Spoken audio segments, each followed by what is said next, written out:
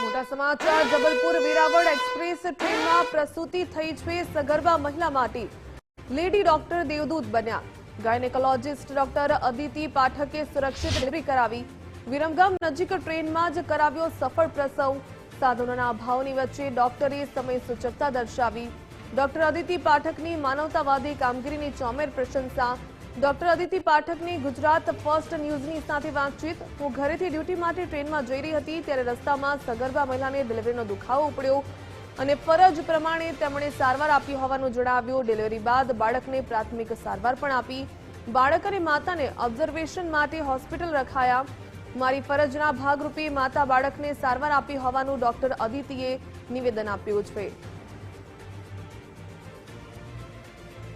Gynaecologist doctor Aditi Pathak આપણી સાથે જોડાઈ ચૂક્યા છે ડોક્ટર અદિતિ આપનું ખૂબ ખૂબ સ્વાગત છે ગુજરાત ફર્સ્ટમાં જબલપુર વેરાવળ એક્સપ્રેસ ટ્રેનમાં પ્રસૂતિ થઈ હતી એક સગર્ભા મહિલા માટે આપ દેવદૂત બન્યા છો ડોક્ટરને તો ભગવાનનો દરજ્જો આપવામાં આવે છે અને ખરેખર આ સાર્થક કર્યું છે આપે થેન્ક યુ મને ગુજરાત ફર્સ્ટ માટે અહીંયા બોલાવા જે થયું છે એ તો ડેસ્ટિની કહેવાય મતલબ હું હતી ટ્રેનમાં ત્યારે પેશન્ટને ઉપડ્યું અને એને હેલ્પની જરૂર હતી તો ત્યાં હું પહોંચી ગઈ એ રીતે અને બાકી વાંધો ના આવ્યો કઈ બીજું કોમ્પ્લિકેશન ના થયું પેશન્ટ અને બેબી બંને હેલ્ધી છે એટલે વાંધો નથી થઈ ડોક્ટર જે સમયે આપને જાણ થઈ કે આ પ્રસૂતા છે તેમને હવે ડિલિવરી કરાવવી પડશે તો ઇક્વિપમેન્ટ્સની પણ જરૂર પડતી હોય પરંતુ જે ટ્રેનમાં એ પ્રકારના ઇક્વિપમેન્ટ્સ ઉપલબ્ધ ન જ હોય ને આપે જે પ્રકારે શું શરૂઆતમાં લાગતું હતું કે આ સફળ થશે કે નહીં મનમાં શું ચાલી રહ્યું હતું ખાસ કરીને બે જીવનો સવાલ હોય છે એટલે હું જયારે પહોંચી ત્યારે બેન તો બાથરૂમમાં હતા એટલે ત્યાં હવે એનું પ્રોસેસ આખી સ્ટાર્ટ થઈ જ ગઈ હતી એટલે કરાવવું પડે એવું હતું જ બીજું કોઈ ઓપ્શન જ નહોતો એમાં એટલે ત્યાં પછી બહાર જે બધા પેસેન્જર્સ હોય એમની પાસેથી જે કંઈ મળી શકે ત્યાં જે મને જે વસ્તુઓ મળી શકે મને જે સમજ પડી એ હિસાબથી ત્યાં જે થઈ શકે એ કર્યું મેં અને ભગવાનની દયાથી કઈ પ્રોબ્લેમ બી ના આવ્યો બંને મમ્મી અને બચ્ચાને બચ્ચું જન્મીને તરત રડી બી ગયું અને મમ્મીને જે થોડી હેલ્પ જોઈતી હતી એ ત્યાં મળી ગઈ એટલે વાંધો ના આવ્યો અને સાથે બાથરૂમમાં નાની એમાં બેનને બી કઈ પ્રોબ્લેમ ના થયો એટલે સારું કહેવાય જે હોય એમાં થોડું ભગવાનની બી હેલ્પ કહેવાય જ નેચરલી આવી રીતે થઈ જાય બિલકુલ પરંતુ આપ ખુદ ભગવાન બનીને ત્યાં ટ્રેનમાં પહોંચ્યા અને ચોક્કસપણે કહી શકાય કે બાળકીનું પણ કિસ્મત કહેવાય એ માતાનું પણ કિસ્મત કહેવાય કે અત્યારે જ્યારે ટ્રેનમાં આ પ્રકારે પ્રસવ પીડા ઉપડીને ડોક્ટર તરીકે આ ભગવાન તરીકે આવ્યા અને આ પ્રકારે કહી શકાય પ્રસૂતા કરાવડાવી પણ જે સમય કહી શકાય કે ડિલિવરી કરાવવાની હતી કેટલો સમય ગાળો લાગ્યો અને એ સમયે શું કહી શકાય કોઈ કોમ્પ્લિકેશન જેવું લાગ્યું હતું કે હોસ્પિટલ લઈ જવા પડશે કે પછી અહીંયા જ ડિલિવરી કરાવવી પડશે મેલીનો ભાગ જો છૂટો ના પડે તો એ બીક લાગે કે પછી આ લોહી ચાલુ થઈ જશે તો કેમનું બંધ કરાવું અને એ ટાઈમમાં ત્યાં તો કોઈ દવાઓ કે ઇન્જેક્શન ના મળી રહે એટલે એનો ડર હતો પણ પછી એ થઈ ગયું એની રીતે જે રીતે થોડું અમારે જે કરવાનું હોય ડિલિવરીમાં એ કર્યું અને એનાથી મેલીનો ભાગ ત્યાં છૂટો પડી ગયો એ મોટી વસ્તુ થઈ અને બાકી નજીકના સ્ટેશન વિરમગામ આવતું હતું જ એટલે એ જ હતો કે ત્યાં તરત તેને હોસ્પિટલમાં શિફ્ટ કરી દેવાની એટલે એને બધું કઈ ના થઈ જાય અને માતાની તબિયત બગડે નહીં એ ધ્યાનમાં હતું એટલે નેક્સ્ટ સ્ટેશન પર એને ઉતારી અને ત્યાં લઈ ગયા એટલે એમાં પછી બહુ આગળ વાંધો આવ્યો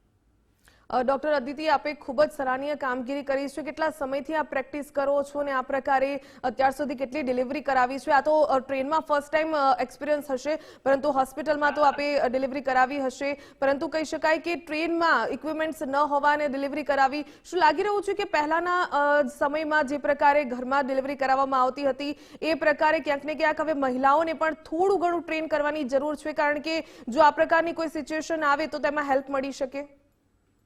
ના ચોક્કસથી એટલે પેશન્ટનામાં અવેરનેસ આવી જોઈએ કે આવા એન્ડ ટાઈમમાં પછી આ ટ્રાવેલિંગ અવોઇડ કરે કે ડિલિવરી ની તારીખ નજીક છે અને પછી ખબર છે કે દુખાવો ઉપડ્યો છે ને એમાંય ટ્રાવેલ કરે છે આ તો સારું આ પેશન્ટને મળી ગયું હેલ્પ પણ બાકી બીજા બધા હોય નાય મળે અને એમાં પછી કોમ્પ્લિકેટ થાય તો તકલીફ થાય એટલે પેશન્ટ અવેરનેસ તો જરૂરી જ છે કે એમને ખ્યાલ હોય કે ક્યારે ટ્રાવેલ કરવું ના કરવું એમને બધું સમજાવવું અને જરૂર પડે તો કપડા જોડે રાખવા જેમ કે આ ભાઈ પાસે કઈ કપડા જ નતા ના બચ્ચા માટે કે ના બેન માટે એટલે ત્યારે પછી આજુબાજુના પેસેન્જર્સ પાસેથી માંગી અને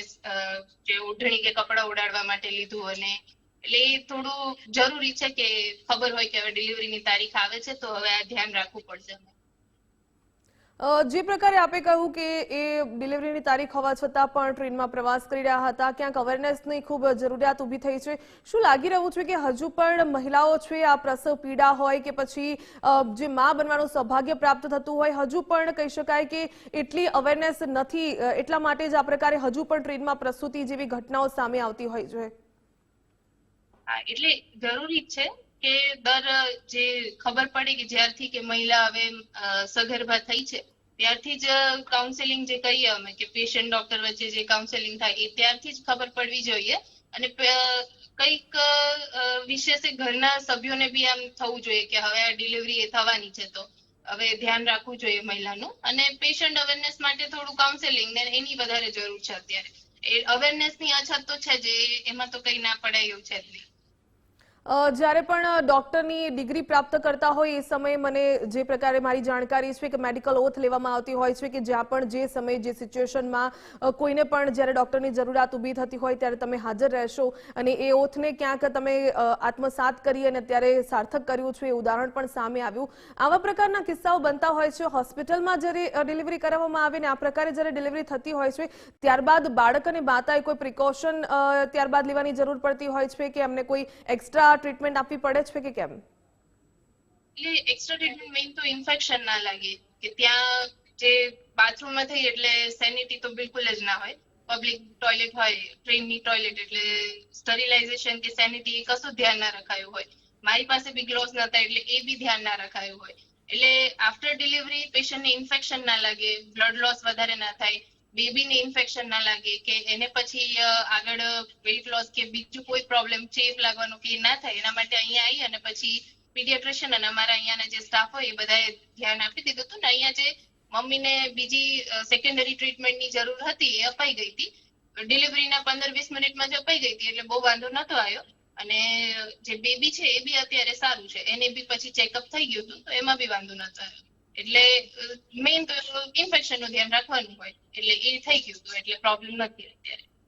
આપ ડેલી ડ્યુટી માટે ટ્રેનમાં જતા હો છો અને આ એક દિવસ એવો આવ્યો કે ટ્રેનમાં ડ્યુટી કરવા માટે પહોંચી રહ્યા હતા પરંતુ રસ્તામાં જ ક્યાંક ડ્યુટી કરવાની ફરજ પડી ગઈ. શું આવી રીતે રોજ ટ્રેન મારફતે તમે જતા હો છો? અને આ તો પ્રસૂતિ કરાવી છે આપણે, પરંતુ કોઈ એવા પણ પેશન્ટ મળી જતા હોય તેમને આપ સલાહ આપતા હોય, કોઈ ટેબ્લેટ્સ આપતા હોય કે પછી કોઈ ડોક્ટર તરીકે સલાહ સૂચન આપતા હોય, એવા પણ કિસ્સાઓ છે કે કેમ? એટલે ઓનલાઈન કન્સલ્ટેશન એ ચાલતું હોય છે. એ તો એ દિવસે સૌભાગ્ય પેશન્ટનું નસીબ કે હું એ ટ્રેનમાં એને મળી ગઈ. બાકી આમ તો અહીંયા મારે વિરમગામમાં બોર્ન ડ્યુટી ચાલે છે અત્યારે. એ દિવસે કામથી હું ગઈ હોય એટલે ટ્રેનમાં હું પાછી આવતી હતી મારા ડ્યુટી પર હાજર થવા, ત્યારે એ પેશન્ટનું નસીબ ને મારું નસીબ કે હું એને મળી અને એ મને મળ્યું એ રીતે. એટલે આ તો ડેસ્ટિની છે, આવું ભાગ્ય બનતું હશે, આવું કઈ રોજે રોજે તો બને નહીં. બિલકુલ ડોક્ટર, ખૂબ ખૂબ ધન્યવાદ અમારી સાથે જોડાયા તે બદલ અને આપની કામગીરી ખૂબ જ સરાહનીય છે. આ રીતે જ કામગીરી કરતા રહો.